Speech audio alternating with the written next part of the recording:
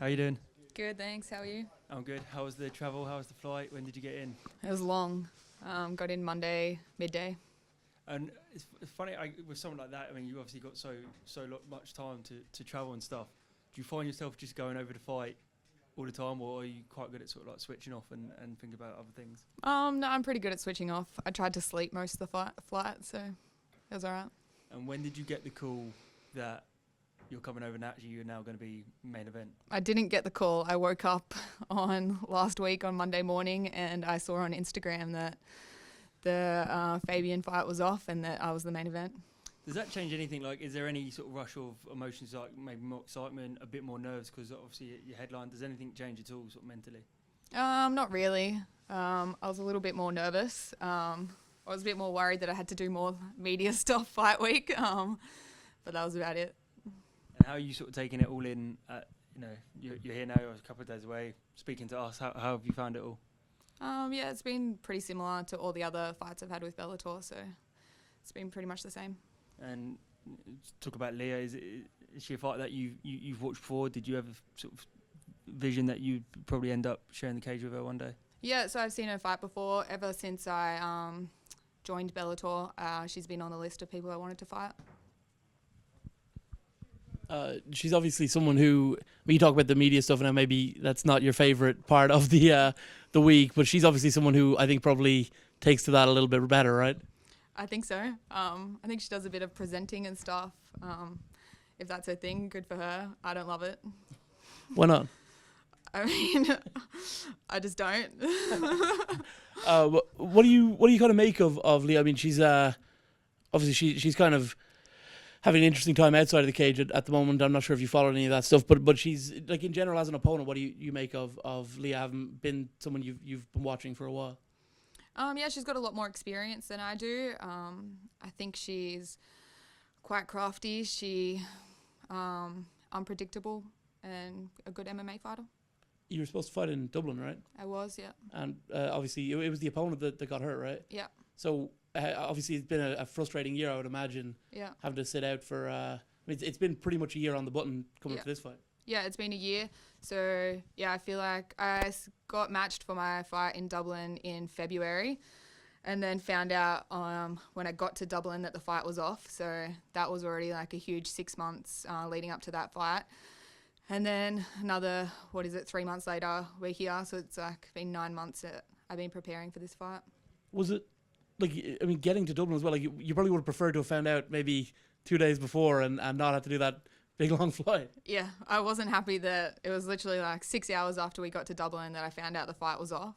So that was really annoying. Like, she did her knee. Surely she knew a couple of days before then. But anyway, it is what it is. We got to have a holiday. And what did you get up to in Ireland? So my partner, his family is from Ireland. So we got to visit family and enjoy the weather. How do you expect this fight with Leah to go? Obviously, she's someone who... she's more of someone who spends the time on the ground if she can. Do you expect to keep it standing up, or do you think it'll be something where you're going to have to kind of persevere? And I mean, it should be completely different, like a Sinead Kavanagh type. Mm-hmm. How do you see the fight playing out? Either way, I'm comfortable wherever, standing on the ground. Obviously, my background is in judo, so on the ground as well. So if we go to the ground, I'm quite confident. But I've been working on my striking a lot, so I'm happy to keep it standing as well. And you'll be the number one contender if you win on Saturday night. Apparently. Will that mean that you'll kind of have an even closer eye on this whole Cyborg fight that's going on next month? I will, but who knows what will happen. Leah was promised Cyborg in the past, so I'm not going to hold my breath for that fight either. Just going to take one fight at a time.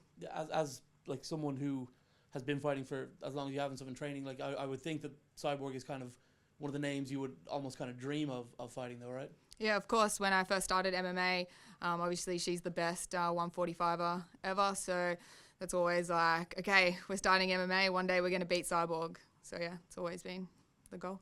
Thank you. No worries.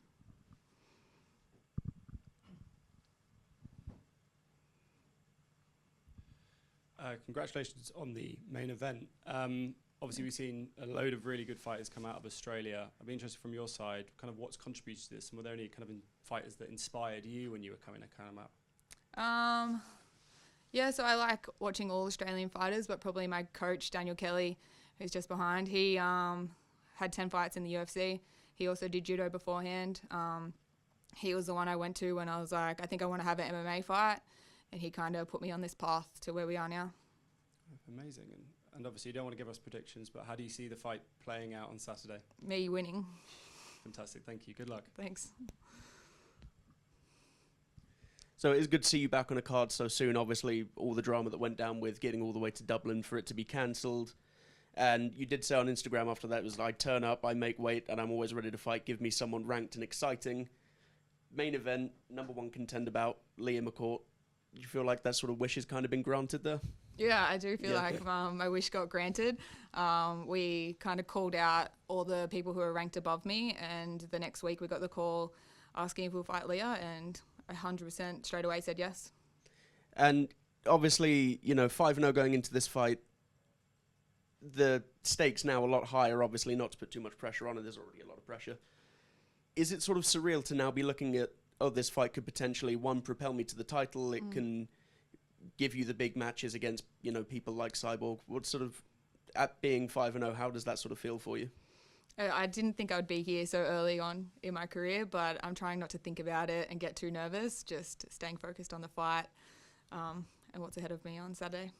And not in a sort of looking away, but more in like a dream matchup kind of fight. Are there people sort of, now that you're at this level and at, the top side of the rankings, are there fights that you're like, I would really like to fight that person? Obviously, people like Kat Zingano, obviously, big fights out there for you. Yeah, so I think every time someone asks me this question, I've always said I wanted to fight Kat Zingano, just because I think it would be fun. Well, hopefully we'll see that down the line. Best of luck on Saturday. Thank you. That it?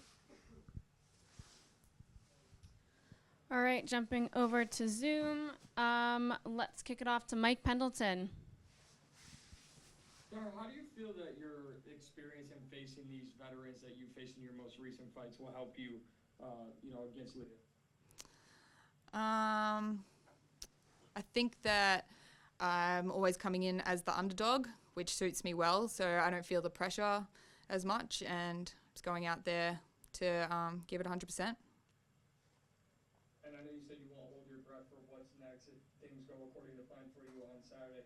So is it just come on, you're open to whatever they throw your way as long as it makes sense moving forward? Yeah, so, I'm not going to say yes to anyone, but I want to keep fighting ranked opponents if Cyborg's not next, and keep the path going upwards, not down. Awesome. Thank you so much. No worries. Any other questions on Zoom?